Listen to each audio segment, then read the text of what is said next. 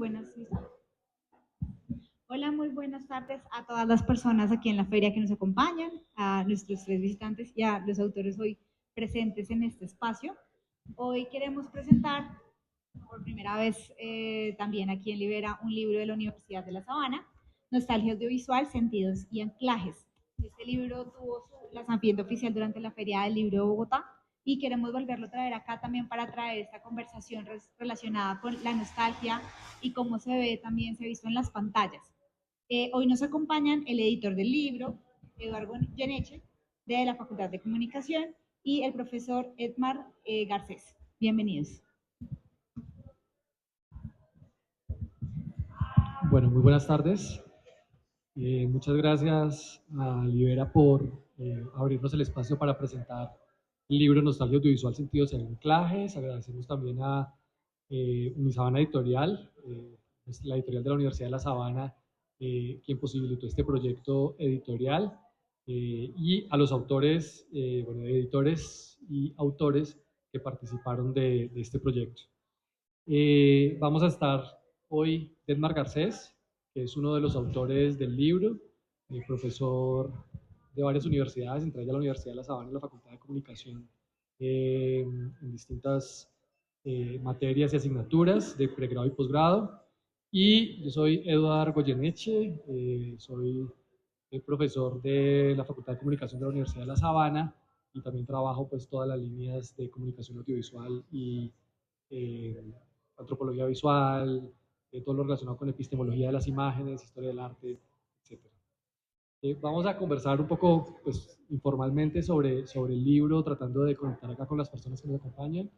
Eh, este proyecto surgió con los dos coeditores, Daniel Aguilar y Enrique Uribe, eh, pensando en que en la cultura contemporánea han surgido, han aparecido una serie de dispositivos de tipo cultural que se empiezan a insertar a través de lo que llamamos ahora las plataformas digitales, las redes sociales, los nuevos ecosistemas mediáticos, eh, que tienen como función principalmente, por una parte, generar una especie de estructura comercial y estructura de intercambio entre sujetos, que va a generar conversaciones principalmente en torno a tópicos especiales.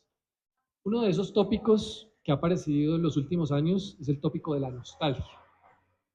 Cuando nosotros hablamos de dispositivo cultural, decimos todo dispositivo es como algo que aglutina tanto instituciones, actores, relaciones, conceptos, representaciones en torno a cosas específicas. Por lo general, esas cosas específicas son productos o son procesos de naturaleza comunicativa, por ejemplo, audiovisual, llámese películas, llámese series de plataforma, llámese filtros de Instagram o llámese otro tipo de artefactos comunicativos. Entonces, estos dispositivos, en este caso el dispositivo de la nostalgia, lo que, lo que nosotros nos llamaba pues fuertemente la atención es que empezaba a generar un tipo de nueva memoria para la gente que principalmente estamos, digámoslo así, en las edades entre los 30 y 50 años, en los cuales los cuales consumimos en los años 80 y 90 una serie de productos principalmente audiovisuales de lo que llamamos la famosa cultura pop, que se difundió principalmente ligado al mercado norteamericano, pero también a otros mercados como el mexicano y, bueno, y otro tipo de productos, que nos hace sentir una especie de memoria, de recuerdo, de sentido cargado de emoción relacionado con esas épocas. ¿Sí? Y esto en principio suena como bonito, ¿cierto? Pero cuando le empezamos a trabajar más investigativamente nos damos cuenta que eso implica, Denmark, varias cositas en particular. Si, si las podemos como discutir un poco con Denmark, habría como tres aspectos que son bastante particulares. El primero tiene que ver con la memoria, ¿sí? Y es que este es un nuevo dispositivo de memoria, que es el de la nostalgia audiovisual en productos audiovisuales. Y ese dispositivo de memoria es distinto a los dispositivos de memoria que teníamos antes, como por ejemplo los archivos más fijos, como por ejemplo las memorias que la gente hacía en relación con fenómenos más subjetivos y personales de su infancia, de sus barrios, de sus conflictos, de sus problemas.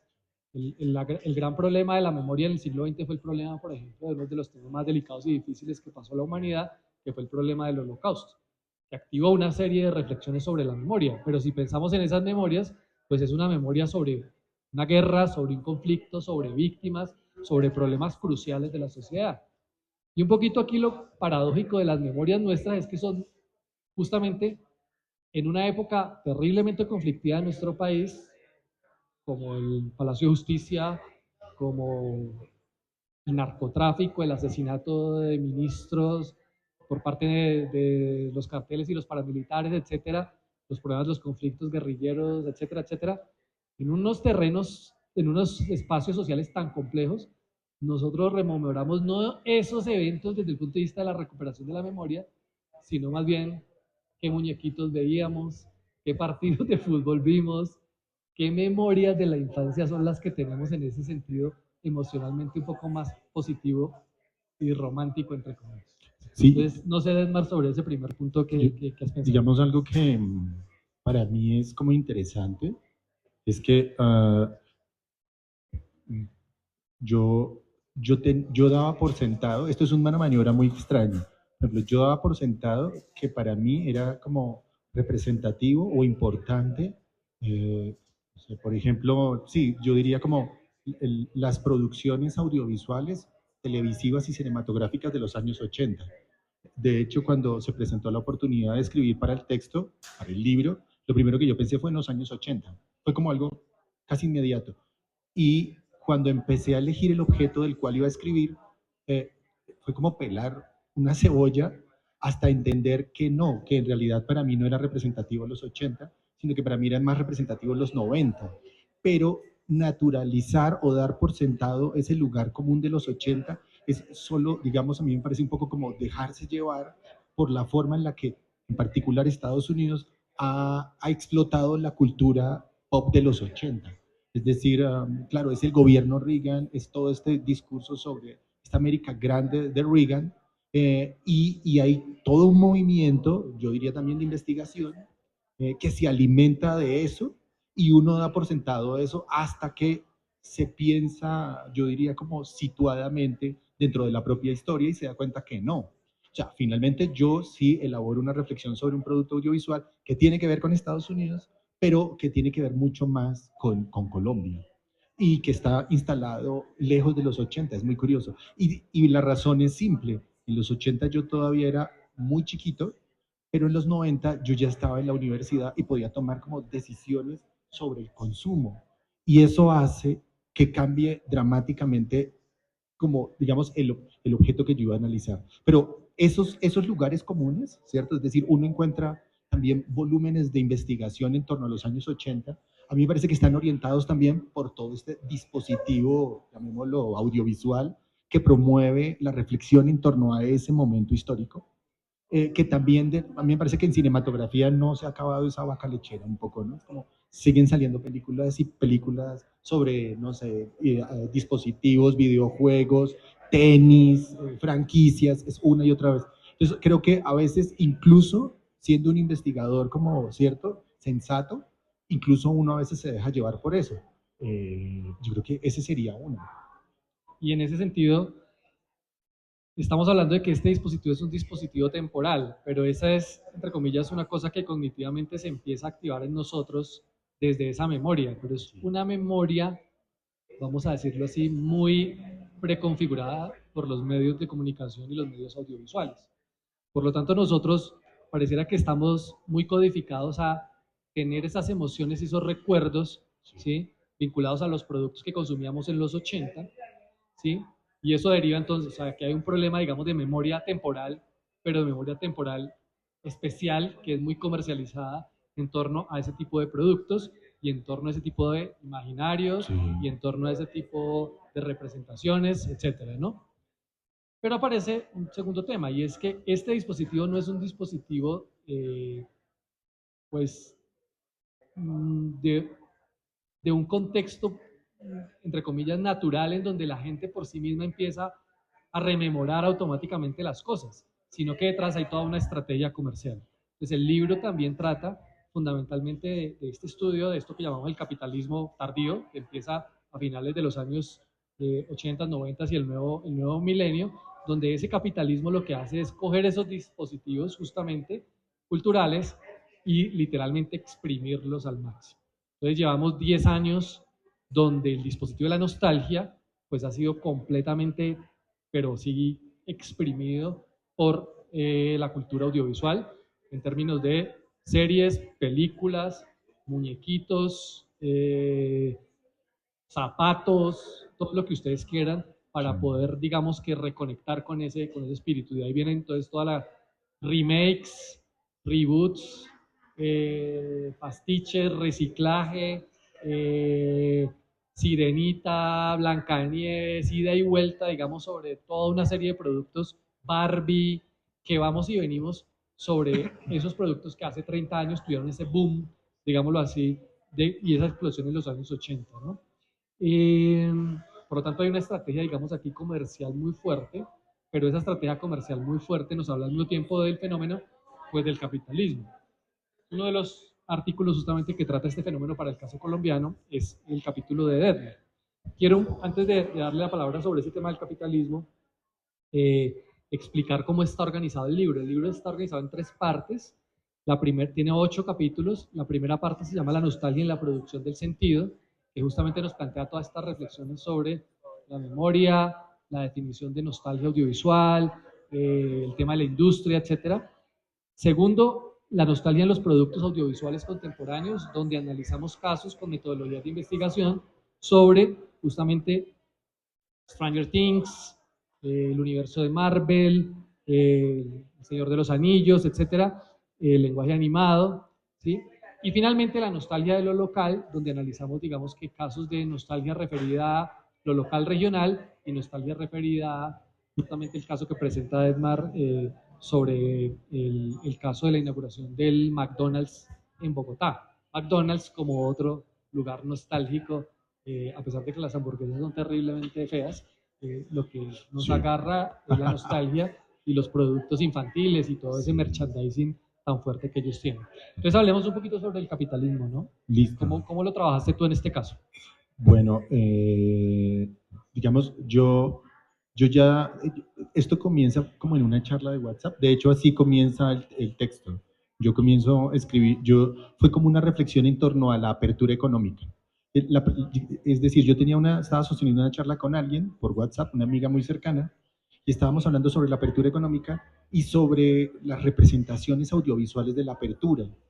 Y es algo que implica, al menos a mí me implicaba, decir, algo que yo tengo presente en torno a la apertura puede ser como las transformaciones que se dieron en Bogotá, particularmente como entre finales del siglo XX y principios del XXI, que en particular uno podría situar, no sé, yo creo que la renovación a través de Transmilenio, esa podría ser una. Pero hay otras cosas que cambiaron en Bogotá y que uno no logra como agarrar. También claramente desaparecieron espacios. Entonces, en torno a esa aparición o desaparición de espacios, yo me tropiezo con el video y yo creo que ahí hay que como explicar el asunto. Y es un video que hace una agencia de noticias norteamericana que se llama Associated Press.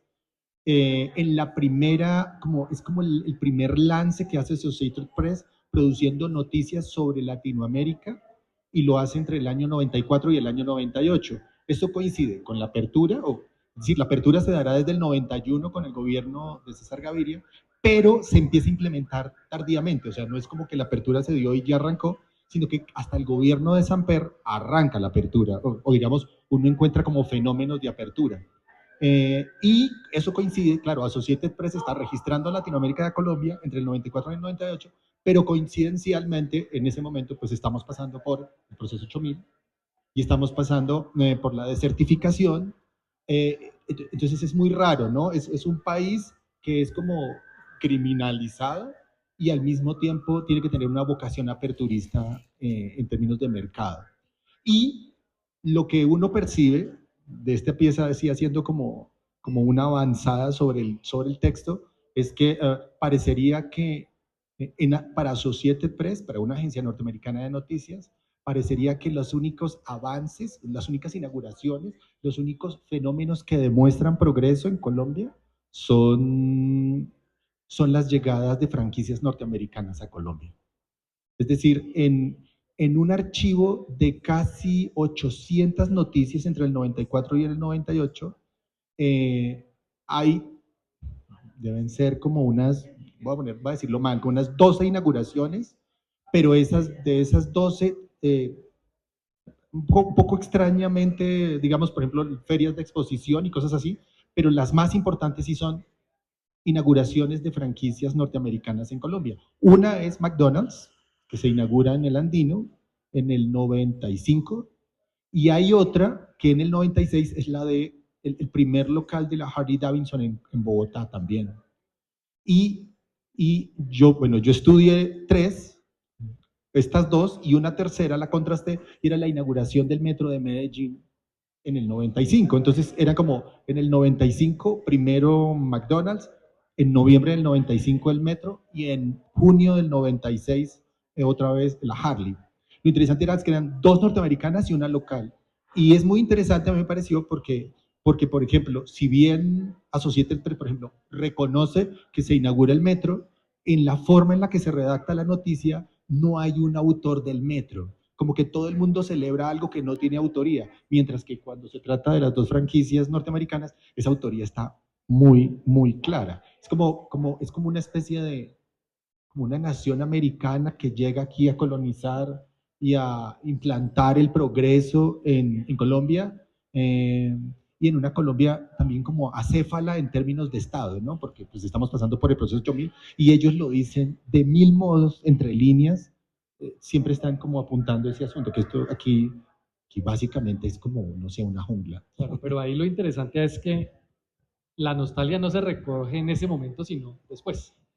Por lo tanto, el video que analiza Deadmar es un video que está en YouTube y que empieza a tener una serie de recuerdos de la gente de Bogotá. Ay, sí, yo estuve ahí en la inauguración del McDonald's. Entonces empieza a haber, digamos, una dinámica conversacional, que ese es un punto importante para el libro, ya en las redes sociales actuales, como la gente todo el tiempo está conversando sobre los recuerdos, sobre todo recuerdos nostálgicos. Hay una hipótesis que yo tengo ahí que no he podido como confrontar, y es que cuando uno revisa el funcionamiento de YouTube, hay un punto de inflexión en YouTube hacia el año 2015. Es decir, cuando uno mira como registro de apariciones de videos en YouTube, hay una explosión en el 2015, entre el 2014 y el 2015, y el único fenómeno al que uno podría de algún modo adjudicarle esa explosión de archivo es a la ley, creo que se llama Ley de Neutralidad de la Red del gobierno Obama. Y es que antes, cuando uno tenía red, internet, los que pagaban más, ¿no? Las plataformas, los que pagaban más eran las que eran más vistas, y las que no pagaban, pues digamos que no se podía ingresar o cargaban lentamente. Con la Ley de Neutralidad de la Red del gobierno Obama, como que todos pueden hacerlo igual. Entonces lo que va a pasar es que las grandes empresas, ¿cierto? No sé, las grandes corporaciones pueden meter sus videos, sus archivos, migrarlos desde los archivos análogos a archivos digitales, y hay una explosión de archivos en el 2015. De hecho, una cosa que me pareció muy interesante, pensando de nuevo en el proceso 8000, es que, por ejemplo, es en el 2015 que en un canal que monta Andrés Pastrana, él monta su versión de los narcocassettes, su versión editada. O sea, ahí, no más. Creo que cuando yo vi eso y dije, pero 2015 y también Associated Press 2015, ¿qué es lo que pasó? Entonces lo que está pasando a finales del 2014 es la ley de neutralidad la neutralidad de la red, que es aprovechada por corporaciones. Es decir, lo que parece que es de algún modo democrático hace parte de este dispositivo y es cooptado por las grandes corporaciones y se empuja. Entonces eso, creo que esa ley yo creo que si revisan archivos de cosas que les agraden, seguramente desde el 2015 aparecerán. Claro, entonces esto habla de cómo las plataformas justamente, llámese YouTube, llámese redes sociales sobre todo, y al mismo tiempo se vuelven en un vehículo de la nostalgia en dos sentidos. Un primer sentido completamente comercial, a partir de la difusión y distribución de toda clase, digamos, de productos nostálgicos, ¿sí? Que están siendo explotados comercialmente, pero por otro lado, como lugar principalmente de conversación entre personas. En el libro hay varios capítulos que de alguna manera muestran que hay un tema relacionado fuertemente con la edad y efectivamente hay unas conversaciones mucho más situadas. Mejor dicho, la nostalgia, el dispositivo nostálgico como que conecta fuertemente con dos generaciones. Con las generaciones que vivieron los años 80 y los 90, ya sea en su infancia o adolescencia, y con las generaciones que recién cumplen los 18 años y que han consumido todos esos productos a partir del 2003, 2004, no sé qué generación, cómo se llama exactamente esa generación ahorita, y esa generación también dialoga sobre esos productos como en una especie de pasado ficticio, digámoslo así, es decir, es como si ya tuvieran un pasado súper extenso, o sea, gente de 18 años, Se volvió que un habla clásico. como si ya tuviera un pasado re extenso, resulta que su pasado, perdón que lo diga así, pero es el pasado de las redes, o sea, es el pasado de Internet, ¿sí? Entonces es como si toda esta configuración del pasado estuviera organizada, digamos, ya en línea, ¿sí? Y para ellos hablar del pasado es hablar de todo lo que vivieron, pasaron, consumieron, les compraron, fueron a McDonald's, guardaron muñequitos, tienen todavía en sus casas las colecciones de lo que les compraban sus papás, etcétera. Y ese pasado es un pasado que alimenta conversaciones, digamos, fuertemente en las redes, ¿sí? Y al mismo tiempo, entre la gente que es de la época y que consumimos toda esa clase de productos y ahora dialogamos sobre eso. Antes de darte la palabra, sobre eso, el tópico del pasado, desde el punto de vista de la medición que hacen varios de los artículos, que es importante, tiene que ver con que es un problema de emociones positivas. O sea, todo esto que nosotros vemos detrás en el análisis como experiencia del capitalismo, memoria codificada en las redes, memoria comunicativa, que es en realidad una memoria nueva, en mi opinión, bastante complicada y susceptible de mucha manipulación, de mucho control, de mucha... Para la gente es una emoción profundamente positiva. Es decir, todo el mundo ve eso, es como positivo. O sea que es una emoción de recuerdo, digamos que bonito, ¿cierto? Entonces, por supuesto que esto conecta justamente con el problema de la nostalgia desde las definiciones tradicionales de la nostalgia, y es que la nostalgia siempre nos remite a una añoranza sobre algo perdido, sobre algo pasado, y en general eso pasado, por más que haya sido feo, digamos, siempre termina siendo como romantizado, como codificado en esa emoción positiva, ¿sí? Entonces la nostalgia es un dispositivo de emociones positivas. Por eso puede haber desde nostalgia puramente de la ficción comercial, pero otro de los aspectos más explotados de la nostalgia es la nostalgia política. Es decir, vendernos un montón de cosas nostálgicas del pasado, de un pasado que supuestamente fue mejor, y que entonces el político ahorita, sobre todo en términos de explotación, llamémoslo así, de la emoción, nos vende la idea de que él nos va a volver a llevar supuestamente a un pasado, ¿sí? Al pasado exitoso, o al sueño del pasado, o al capitalismo del sueño del pasado, o al quién sabe qué orden del pasado, ¿sí? Entonces hay también, digamos, un tema político muy fuerte que ha explotado la nostalgia. Y yo creo que con Trump ahorita, ¿no? No, pues... Como reencauchar precisamente esta Norteamérica de los 80. Estaba pensando ahorita que tú hablabas como de cuál es esa porción de generación que se siente identificada con estos productos, tal vez también puede coincidir con el boom de la migración de archivos a YouTube en el 2015. A mí me parece que sí es posible. Yo no lo había pensado hasta allá. Ahora, yo también creo que hay mediación también, es decir, es decir, por ejemplo... Si no solo es negativo, digamos. Sí, no, también uno toma actitudes, por ejemplo, creo que el gusto hacia el pasado o la nostalgia también es inestable, ¿sí? Es decir, por ejemplo, yo creo que ahorita hay productos que creo que en medio de la escritura de todo esto, yo digamos que me hice más consciente del consumo de productos y hay productos que yo consumía antaño que ahorita no me mueven, o hay productos de los 90 que yo nunca consumí en ese momento histórico y que ahora sí los consumo. ¿Por qué? No sé, porque tengo mal gusto. Es muy raro, pero funciona. No sé, por ejemplo, ahorita yo soy súper seguidor de los Backstreet Boys y yo no escuchaba a los Backstreet Boys, porque yo estaba en la universidad pública, yo no escuchaba esa vaina. Pero ahora sí, y no entiendo el por qué, y seguramente puede ser también parte del dispositivo de nostalgia. Por O sea, supuesto, sin duda estás alguna. atrapado ahí. Sí. Bueno, a propósito de la música, este libro tiene dos cosas que a nosotros nos gustaron mucho y bueno, nuestra editora Catalina Ramírez nos hizo, digamos, que esta recomendación tan interesante y es que como el libro hablaba también de la nostalgia musical, pues este libro es un libro que trata de ser musical, trae un código QR con toda la lista de canciones que están referenciadas en el libro, pero pues va más allá, digamos, de la lista. El asunto es que todas estas canciones pues son canciones justamente que se analizan en el libro desde el punto de vista de la nostalgia.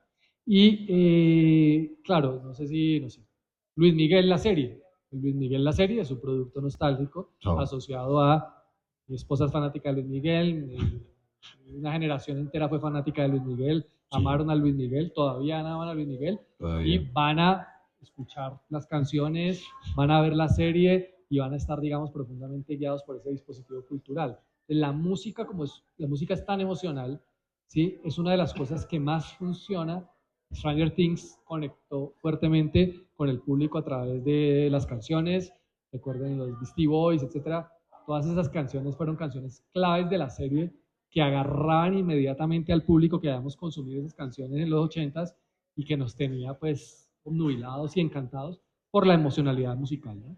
La música, digamos que es uno de esos lenguajes que emocionalmente más nos captura, digamos, desde el punto de vista de la nostalgia, ¿no? Sí, y a mí me parece también interesante que un grueso de los productos musicales, en particular de los 90, es decir, no hubiesen sido posibles si no hay la participación de como productores musicales, pero que migran de Europa a Norteamérica.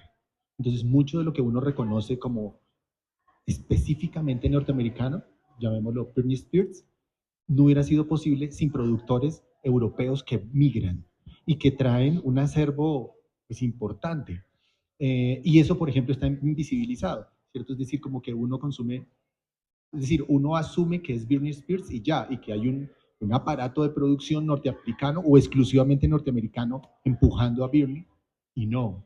Es decir, creo que la invisibilidad de las formas de producción de esos productos también colaboran en la imagen de como de una historia, sí, como de una memoria auténticamente, bueno, en este caso norteamericana, o auténticamente de algún lugar. Yo creo que eso también es importante como pensarlo, ¿no? No es solo una memoria que aparece ahí, da y ya, sino que lo que aparece, el costo de lo que aparece, lo paga lo que no aparece, lo que es invisibilizado, ¿cierto? Lo que es borrado de algún modo. Claro, pero también está el contraste con los problemas de la globalización. La nostalgia es una nostalgia que pretende ser global, por lo tanto todos estos productos masivos pues empiezan a conectar globalmente con cosas, ¿no? Las mismas plataformas tienen estrategias de globalización y de localización después. Entonces, Netflix, por ejemplo, hace comerciales que son de productos transnacionales, pero que luego los quieren vender con, no sé, cuando salió esta serie musical de Get Down, por ejemplo, trajeron a Jorge Barón a hacer el comercial de Netflix. Entonces, pues era como una manera de conectar esa dimensión musical con algo local para poder, ¿sí? Alf, DirecTV y Alf, un producto local y después lo reconvierten, digamos, a una cuestión local de consumo y de, porque, claro, una cosa es que nosotros tengamos una memoria de la cultura pop norteamericana, pero al mismo tiempo, pues esa memoria se amplía, digamos, por una parte a cuestiones que no solo son de Estados Unidos, como el caso de México, el caso de la música argentina, el caso de otra serie, el Chavo, por ejemplo. El Chavo es un producto completamente nostálgico, ¿sí? Y primero fue un producto completamente revolucionario para el humor latinoamericano, desde la creatividad mexicana, pero que ahorita está en la serie El Chavo de Chespirito, donde ya nos cuentan cosas más de la serie, ¿no? La traición de, del creador, que ya me el nombre de Chespirito. Roberto Gómez Bolaños, y con doña Florinda y la esposa, y bueno, y el detrás de cámaras, digamos, de toda esta novelón, ¿sí? Que ya es una telenovela prácticamente ahorita, Sí. pero cuyo dispositivo que nos mueve la nostalgia. De hecho, mucha gente lo ve por la curiosidad nostálgica, ¿no? ¿Qué había detrás del Chavo? ¿Quién eran estos sujetos? ¿Quiénes? Y lo curioso es que aquí mueve una nostalgia también, entre comillas, más local. El Chavo, yo creo que es donde más hemos consumido el Chavo, Colombia, o sea, fuimos adictos al Chavo. Entonces, esto también nos habla de una nostalgia que va de lo global, Estados Unidos, pero también un poquito localizándose a nivel latinoamericano, pero luego también incluso a nivel local. Entonces hay un capítulo especial dedicado a cómo, por ejemplo, regionalmente se han creado series que tienen que ver ya con nostalgias más locales, por ejemplo, nostalgias musicales. Por ejemplo, la serie de La Niña Emilia tenía, en el caso de el capítulo escrito por Carlos Gutiérrez y el profesor Quiseno, pues tenía, digamos, esa idea de cómo a nivel local la gente tenía unas memorias musicales que pueden ser explotadas en productos nostálgicos locales, ¿sí? Ya no para Estados Unidos, ya no para el globo entero, sino justamente para la región Caribe, que tenía su memoria de La Niña Emilia, o para la región Pacífico, que tenía su memoria de Leonor, o Bogotá también tiene, digamos que toda una memoria muy local, digamos que puede ser perfectamente explotada desde los dispositivos nostálgicos.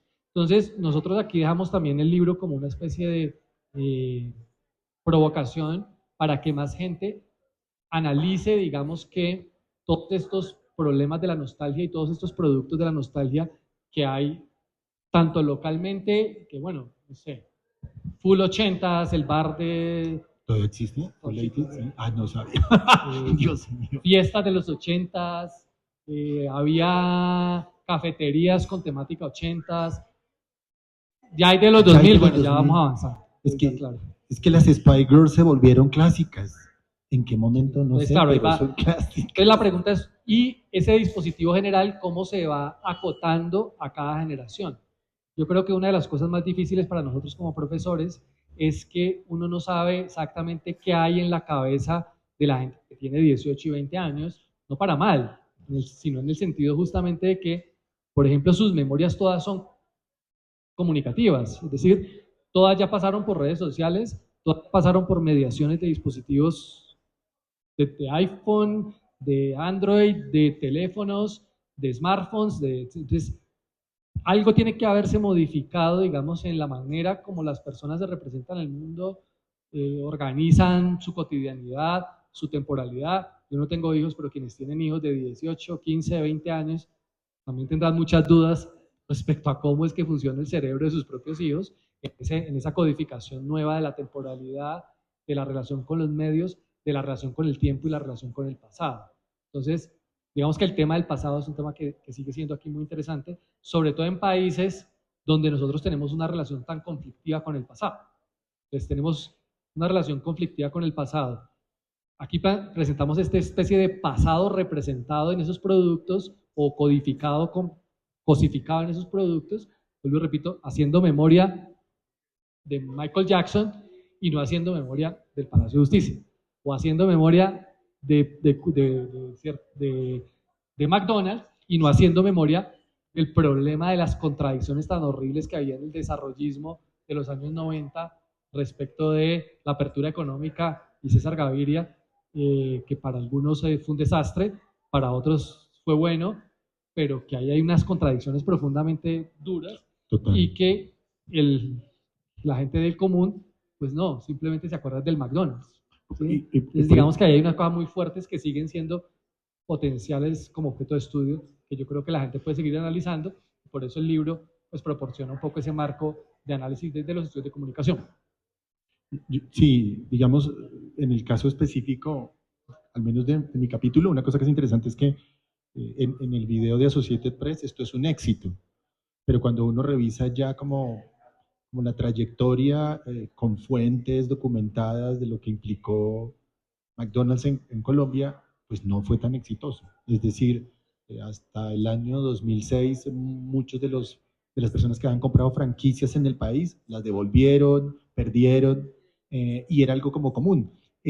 Pero también paralelamente existían, por ejemplo, estoy pensando también en el hecho de que definitivamente estas digamos, estas franquicias que tienen registro audiovisual, pues sobreviven en la memoria, pensando un poco lo que vos dices, como de qué es lo que está o no. Y, por ejemplo, La Perrada de Edgar, que le planteó una muy buena apuesta a McDonald's, porque una cosa que tenía McDonald's es que McDonald's es como muy cuadrado, ¿no? Es esto, o esto, o esto, o esto, y no se puede modificar en buena medida. Lo que hacía La Perrada era que uno podía ir y armar el perro como uno quería. Y con eso sobrevivió al azote de estas franquicias norteamericanas. Sin embargo, después sí, pues se quebró totalmente. Pero en su momento, eso no quiere decir que no haya sido un éxito, es decir, como la plasticidad. Pero no hay registro audiovisual de La Perrada. O sea, eso no está. Entonces, de algún modo, se disuelve en el aire. Y, digamos, podemos hablar de McDonald's y tenemos un punto en común. Todos sabemos que es McDonald's, pero cuando yo hablo de La Perrada, es probable que algunos no sepan qué es La Perrada. Bueno, finalmente para cerrar, agradecerles y bueno, uno de los tópicos finales tiene que ver con los grupos de fans, y es decir que todos estos fenómenos culturales, de dispositivos culturales que pasan por plataformas, pues van a generar colectivos.